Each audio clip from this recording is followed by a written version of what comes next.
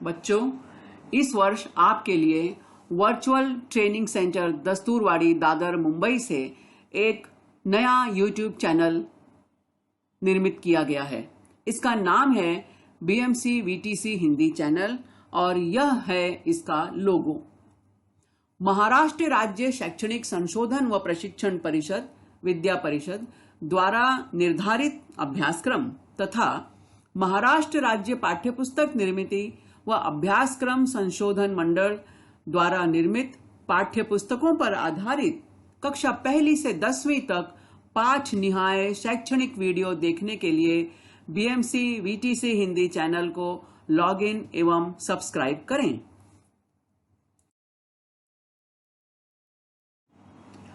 Video देखने के बाद वीडियो के डिस्क्रिप्शन बॉक्स में वीडियो के घटक से संबंधित प्रश्न पूछे गए हैं। इन प्रश्नों को अपनी कॉपी में लिखकर हल करें। वीडियो के डिस्क्रिप्शन बॉक्स में एक गूगल फॉर्म की लिंक भी दी गई है। लिंक खोलकर इस फॉर्म को जरूर भरें।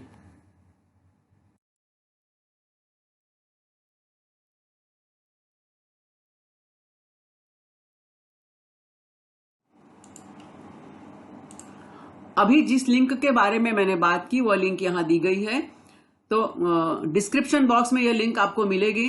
इस लिंक को ओपन करें। लिंक के ऊपर इस तरह से आपको सूचना भी मिलेगी। अपना अभिप्राय नीचे दी गई लिंक में अवश्य व्यक्त करें। तो इस लिंक को जरूर खोलें। इसमें जो भी प्रश्न पूछे गए हैं उनके उत्तर आपको देने हैं।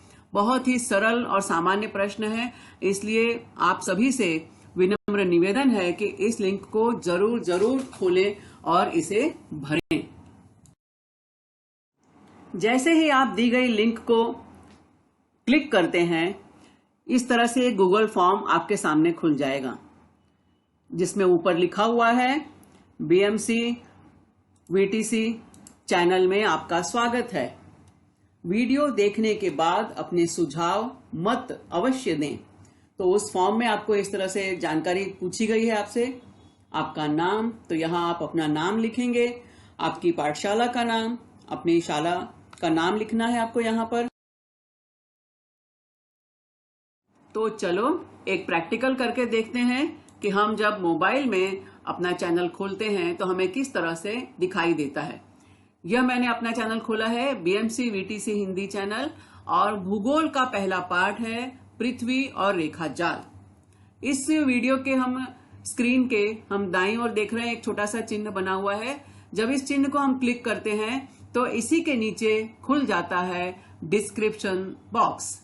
इस डिस्क्रिप्शन बॉक्स में कुछ प्रश्न पूछे गए हैं जिनके बारे में हमने पहले बात की है। इन प्रश्नों को आपको ध्यान से पढ़ना है, इन्हें अपनी कॉपी में लिखना है और इन प्रश्नों के उत्तर भी लिखने हैं। इन प्रश्नों के उत्तर आपको कहां मिलेंगे? इसी वीडियो में मिलेंगे। तो जब आप इस वीडियो को ध्यान से देखेंगे तो आपको उनके उत्तर मिल जाएंगे। और जहां पर ये प्रश्न खत्म होते हैं उसी के नीचे आपको एक ये लिंक दी गई है। इस लिंक को खोलें। जैसे ही इस लिंक को आप क्लिक करेंगे ये लिंक अपने आप खुल जाएगी। इसमें गूगल फॉर्म मिलेगा आपको और उस फॉर्म में कुछ प्रश्न पूछे गए हैं, बहुत ही सहज और सरल प्रश्न। उनको टिक मार्क कीजिए और इस फॉर्म को सबमिट कीजिए। फॉर्म के लास्ट में नीचे सबमिट की बटन मिलती है, आप सबमिट क्लिक करेंगे तो आपका ये फॉर्म जमा हो जाएगा, पूरा हो जाएगा। तो इस तरह से यह आपकी प्रक्रिया पूर्ण होती है।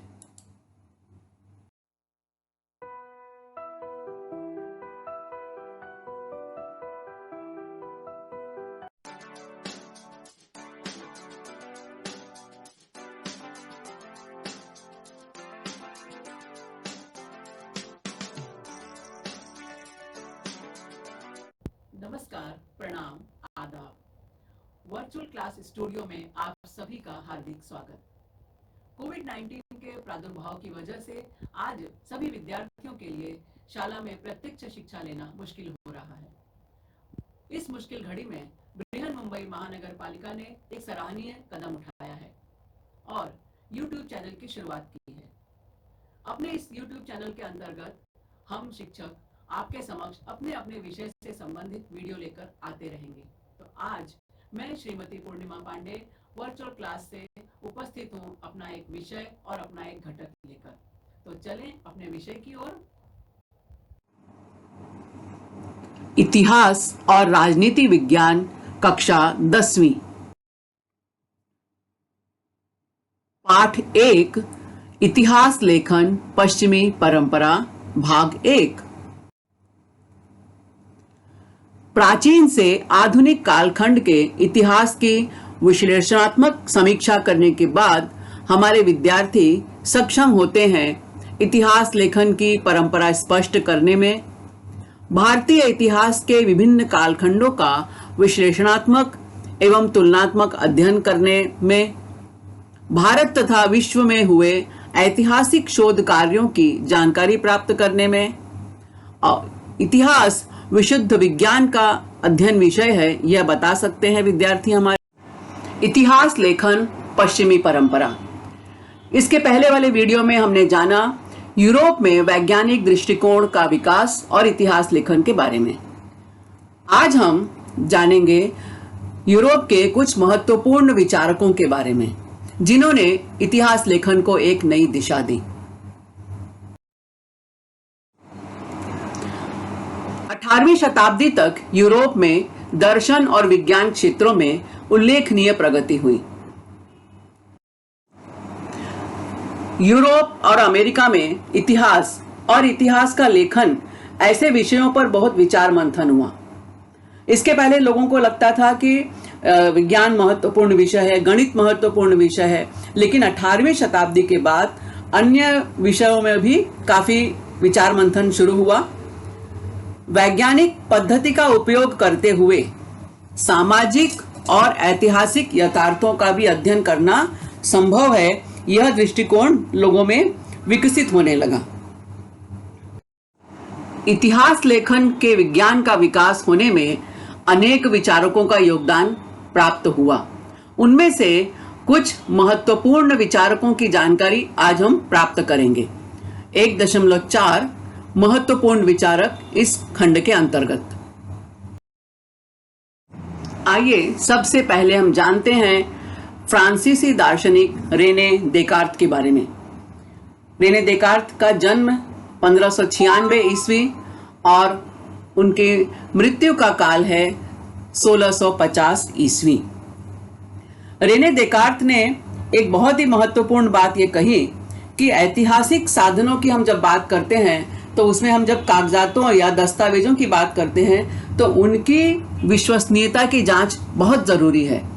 ये बहुत ही कंफर्म होना चाहिए, पक्का होना चाहिए कि ये दस्तावेज जो हैं ये मौलिक हैं, ओरिजिनल हैं। और अपने इसी विचार को उन्होंने कई ढंग से प्रतिपादित किया।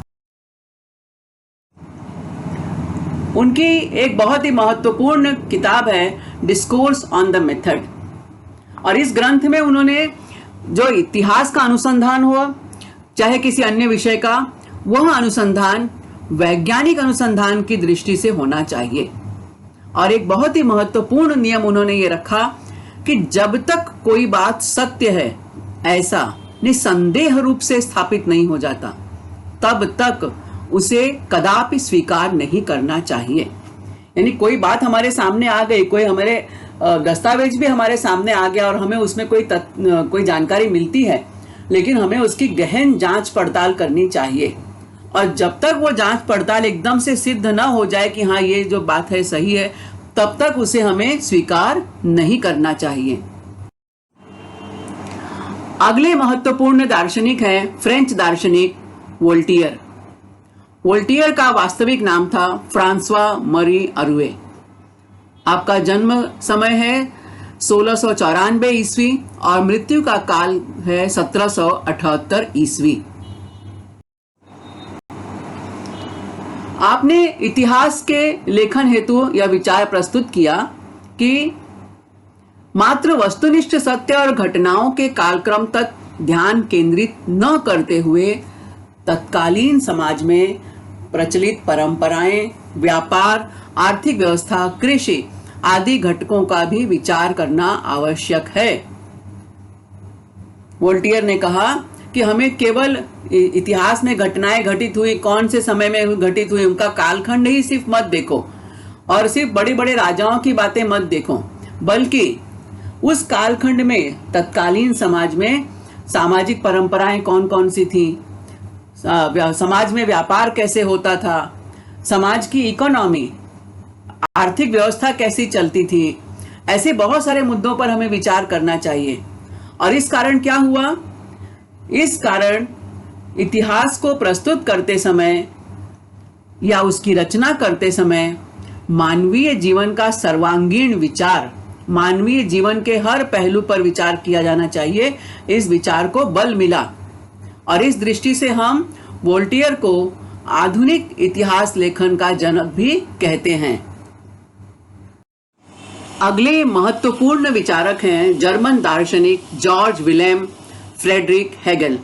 आपका जन्म काल है सन 1770 ईस्वी और मृत्यु काल है सन 1831 ईस्वी।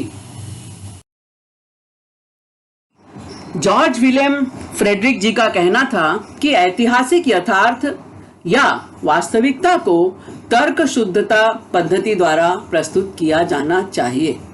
कोई भी हमें जानकारी मिलती है, ऐतिहासिक जानकारी मिलती है, तो पहले उसे हम अपने स्तर पर जांच परख लें, अनुसंधान पद्धति द्वारा उसकी पड़ताल कर लें, और जब हमें वो हर कसौटी पे लगे कि नहीं ये जानकारी अब सत्य है, तो इसे हमें प्रस्तुत करना चाहिए।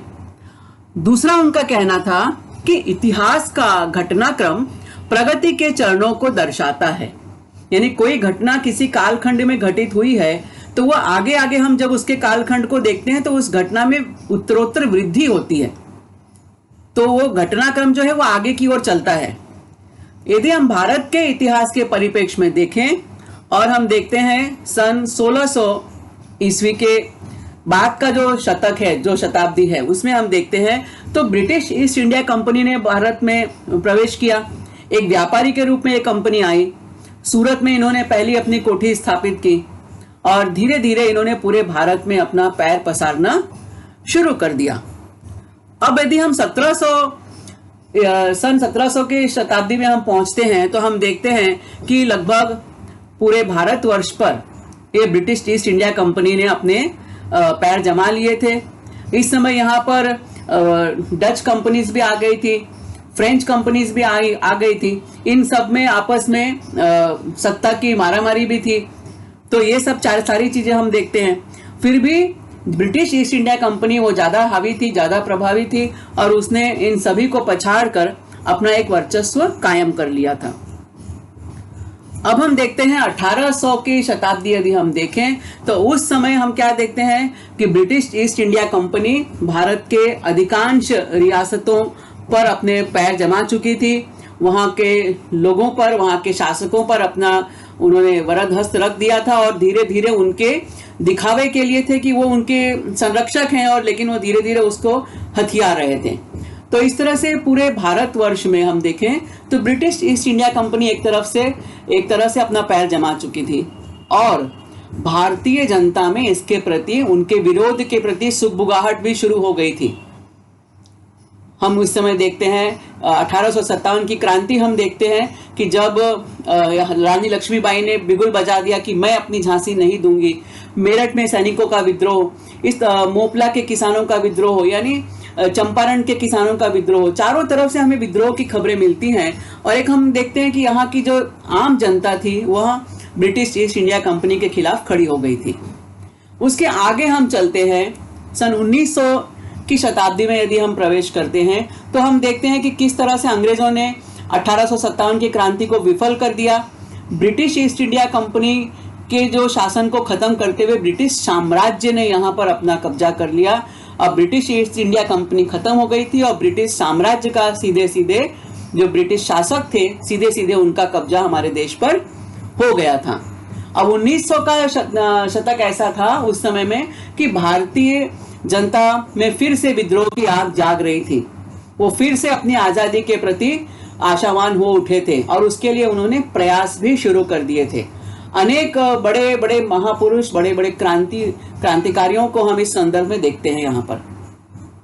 और उसके बाद हम देखते हैं 2000 की शताब्दी। तो 1947 में हमारा देश आज़ाद हुआ।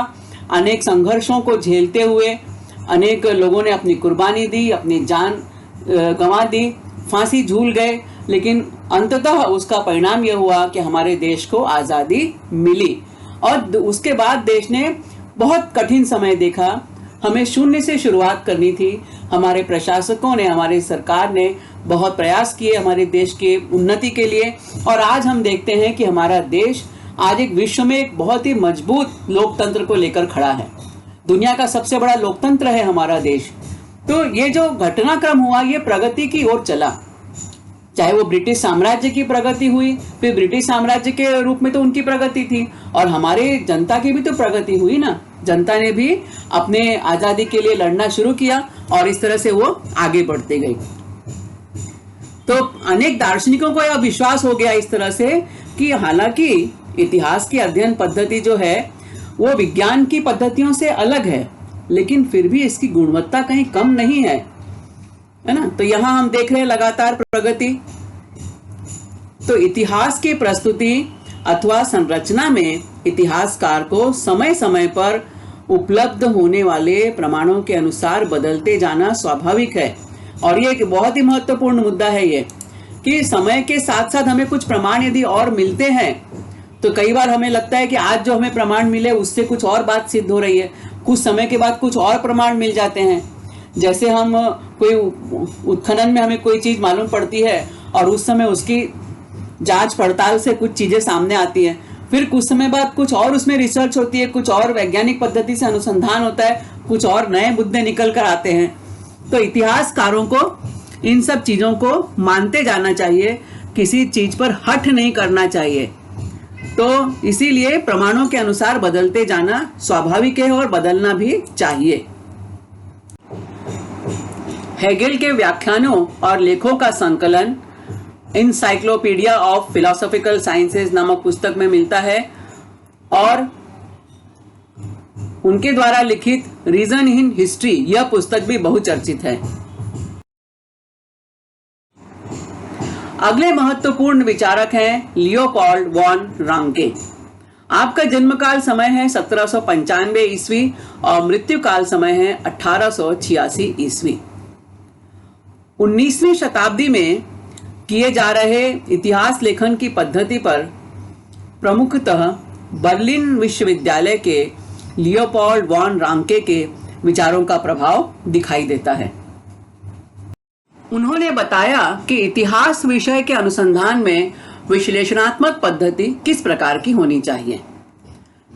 सबसे पहले नंबर आता है मूल दस्तावेजों का, कि मूल दस्तावेजों के आधार पर प्राप्त जानकारी सबसे अधिक महत्वपूर्ण होती है। इसके बाद जांच पड़ताल, ऐतिहासिक घटनाओं से संबंधित सभी प्रकार के कागजातों एवं दस्तावेजों की कसकर खोज करना अत्यंत महत्वपूर्ण होता है। ऐसा नहीं कि हमें कोई जानकारी मिल गई, हमें कोई मूल दस्तावेज मिल गया तो हम उसके आधार पर ही पूरा अनुसंधान कर लें। उस दस्तावेज को हमें अन्य दस्तावेजों के साथ भी मिलान करके देखना चाहिए, उसके बारे में कड़ी जांच पड़ताल करनी चाहिए। अभिलेखागार में, लाइब्रेरीज में उनसे संबंधित अन्य तथ्यों को ढूंढना चाहिए। और तीसरी जो सबसे महत्वपूर्ण बात है कि उन्होंने क्या कहा कि इतिहास के लेखन में काल्पनिकता का उपयोग नहीं होना चाहिए, कल्पना का समावेश नहीं होना चाहिए, और इसकी उन्होंने कड़ी आलोचना भी की।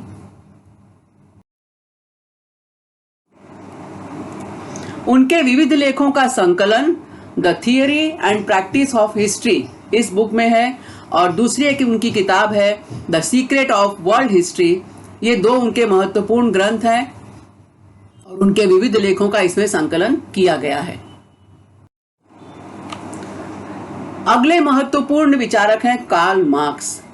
इनको भला कौन नहीं जानता। जर्मन दार्शनिक, अर्थशास्त्री, इतिहासकार, राजनीतिक सिद्धांतकार, समाजशास्त्री, पत्रकार और वैज्ञानिक समाजवाद के प्रणेता। इनका जन्म काल है सन 1818 ईस्वी और मृत्यु काल है सन 1883 ईस्वी। बहुमुखी प्रतिभा के धनी। दास कैपिटल आपके बहुत ही प्रमुख पुस्तक है। इतिहास अमूर्त कल्पनाओं का नहीं होता है। पहली बार कार्ल मार्क्स ने कहा कि इतिहास जो है कल्पनाओं का नहीं होता, हालांकि वह जीवित मनुष्यों का इतिहास होता है। मनुष्य मनुष्य के बीच के रिश्ते नाते, उनकी मौलिक आवश्यकताओं को पूर्ण करने वाले उपलब्ध संसाधनों के स्वरूप और स्वामित्व पर निर्भर करता है।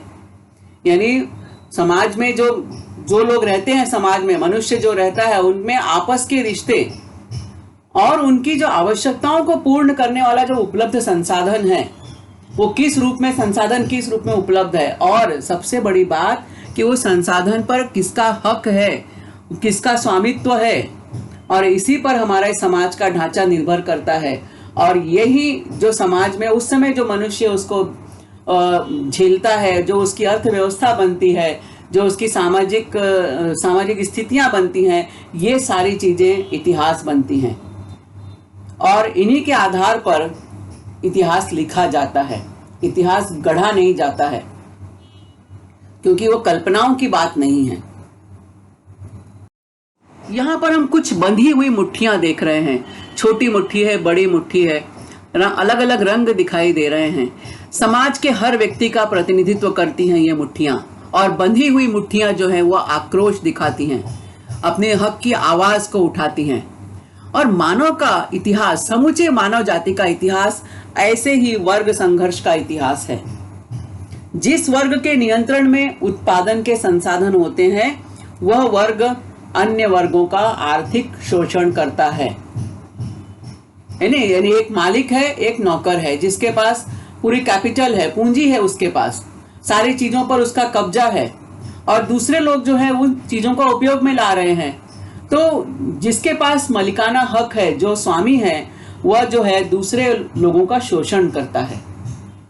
और यह जो वर्ग संघर्ष है, ये हमेशा सामाजिक क्रांति को जन्म देता है, और यह विचार कार्ल मार्क्स ने प्रस्तुत किया।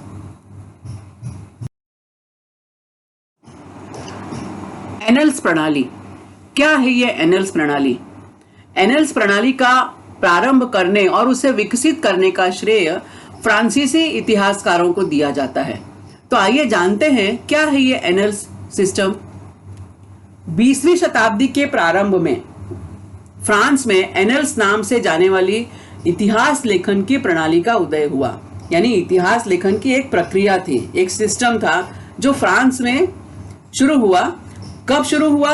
20वीं शताब्दी के प्रारंभ में। जब हम बात करते हैं शब्द 20वीं शताब्दी का हम इस्तेमाल करते हैं, तो कौन से साल से शुरू हो रहा है? सन 1900 ईस्वी से शुरू होती है बात वो।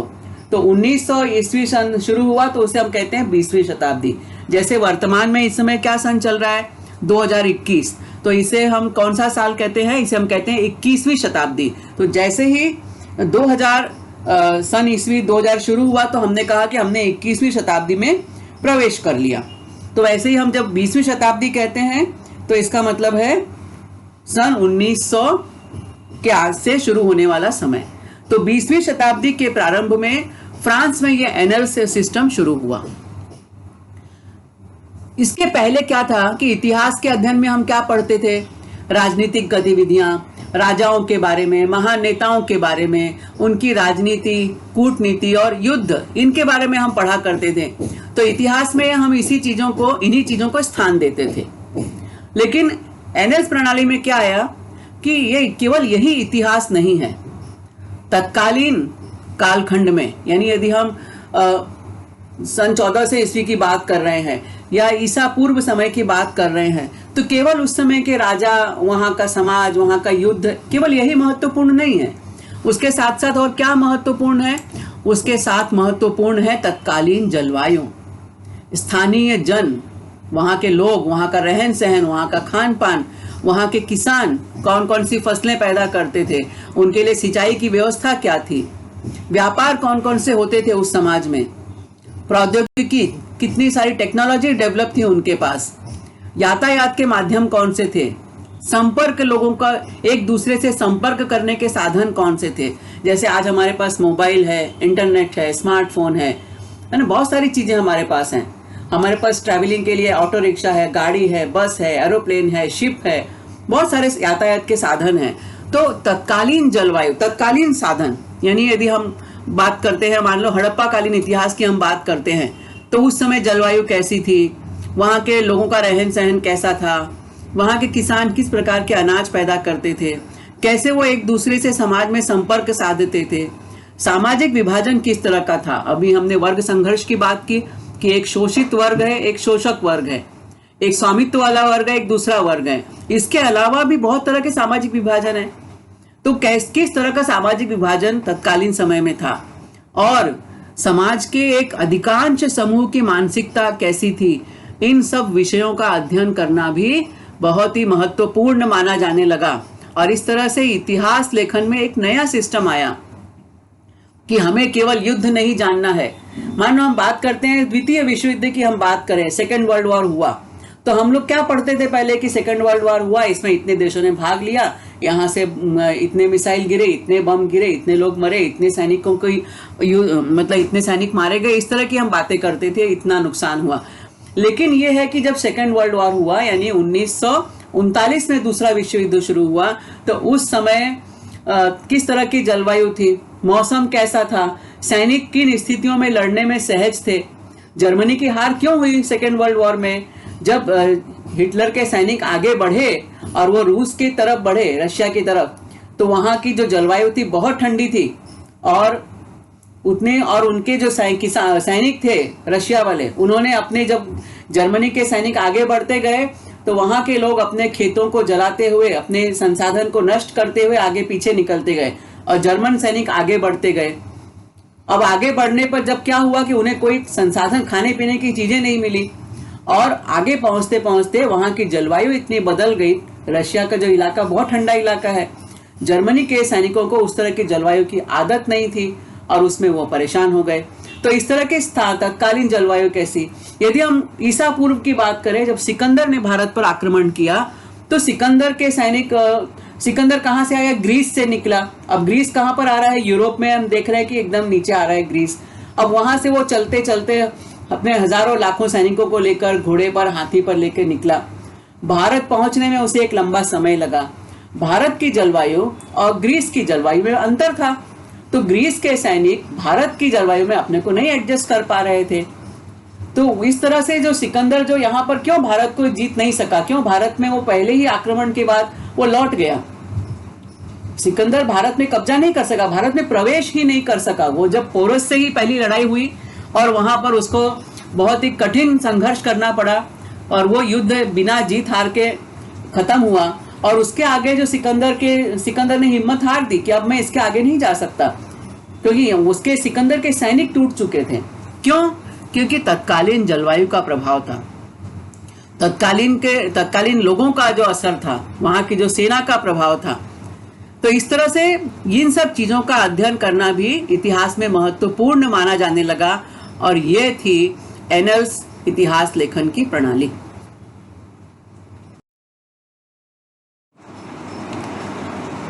अब एक बहुत ही महत्वपूर्ण हिस्सा है स्त्रीवादी इतिहास लेखन का। स्त्रीवादी इतिहास लेखन मतलब स्त्रियों के दृष्टिकोण से की गई इतिहास की पुनर्रचना। स्त्रियां समाज का अभिन्न अंग हैं। फ्रांसीसी विदुषी सीमान द बोआ ने स्त्रीवाद की मौलिक भूमिका स्पष्ट की। स्त्रीवादी इतिहास लेखन में स्त्रियों को स्थान देने के साथ साथ इतिहास लेखन के क्षेत्र में पुरुष प्रधान दृष्टिकोण पर पुनर्विचार करने पर बल दिया गया। हम लोग कहते हैं कि केवल भारत में ही मतलब लोग ज्यादा पिछड़े हुए हैं, यूरोप में या पश्चिमी देशों में वहां बहुत ज्यादा फ्रीडम है, लेकिन ये हमारी सोच जो है ये सही नहीं है।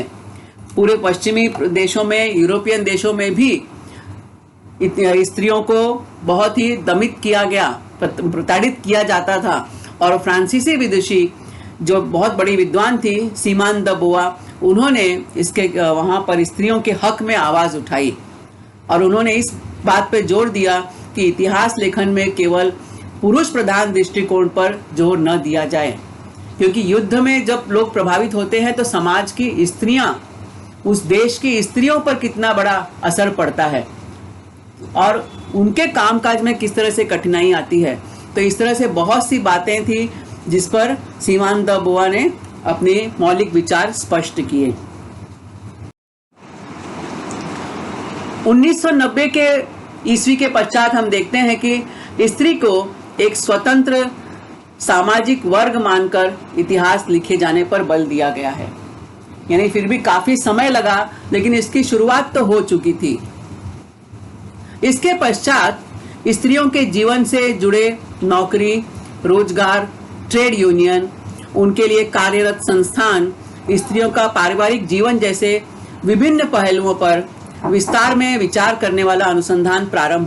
यूरोप के महत्वपूर्ण विचारकों में एक नाम आता है माइकल फूको का। आपका जन्म काल समय है 1926 ईस्वी और मृत्यु काल समय है 1984 ईस्वी। इतिहासकारों ने इसके पहले मनोविकार, चिकित्सा विज्ञान, कारागार प्रबंधन यानी जेल मैनेजमेंट जैसे विषयों पर कभी विचार ही नहीं किया था, परंतु फूको ने इन विषयों पर इतिहास की दृष्टि से विचार किया। यानी इतिहास का दायरा बढ़ते गया, केवल राजा रानी की कहानी नहीं, केवल युद्धों की कहानी नहीं, बल्कि अन्य क्षेत्रों का भी इतिहास। मेडिकल साइंस की भी तो हिस्ट्री है ना।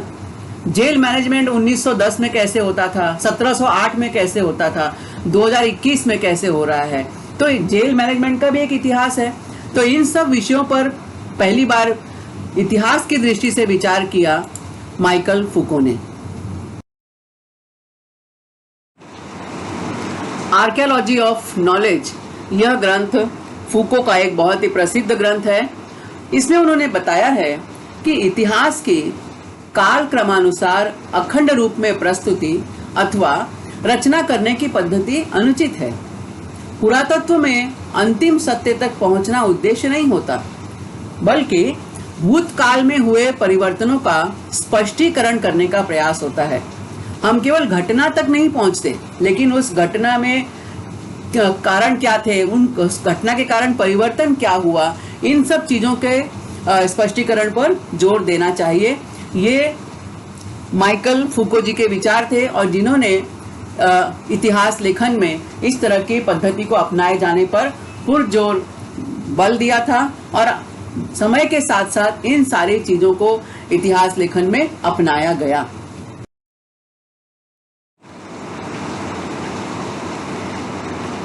तो हम यहाँ पर क्या देखते हैं कि इतिहास लेखन की व्याप्ति निरंतर विस्तार पाती गई, एक अलग ऊंचाई तक पहुंचती गई। इसमें अनेक अलग अलग विषय भी समाविष्ट होते गए, जैसे संगीत कला, नाट्य कला, साहित्य, नृत्य कला, स्थापत्य कला, शिल्प कला, चित्रकला, इन सबको भी इतिहास में स्थान मिला। नृत्य का इतिहास, नाट्य कला का इतिहास, साहित्य का इतिहास, है ना। इतिहास मतलब क्या? अतीत की घटनाएं। तो 1900 की कालखंड में इतिहास कैसा था? ईसा पूर्व किस तरह का साहित्य लिखा जा रहा था? 2000 में आज हम किस तरह का साहित्य देख रहे हैं? तो इस साहित्य का भी इतिहास हुआ। इसी तरह साहित्य में अनेक विषय अपना स्थान बनाते गए। इसके साथ साथ फिल्म निर्माण का इतिहास, दूरदर्शन का इतिहास, ऐसे विविध स्वतंत्र विषय भी लिए गए और इनका स्वतंत्र इतिहास लिखा जाने लगा। तो इस तरह से इतिहास के लेखन के क्षेत्र में बहुत सारे परिवर्तन हुए और नए परिवर्तनों के साथ आज हम इतिहास पढ़ते हैं। आपने यह वीडियो ध्यान से देखा, सुना और समझा। मुझे पूरा विश्वास है कि आपको इस वीडियो का घटक जो है वो निश्चित समझ में आया होगा। इस घटक को अधिकाधिक गहराई से समझने के लिए इस वीडियो को बारंबार देखें, अपने दोस्तों के साथ भी शेयर करें। आपके सुझाव, आपकी प्रतिक्रिया कमेंट बॉक्स में अपेक्षित है। अब मैं आपसे मिलूंगी एक नए वीडियो में, एक नया विषय लेकर, एक नया घटक लेकर। तब तक के लिए धन्यवाद।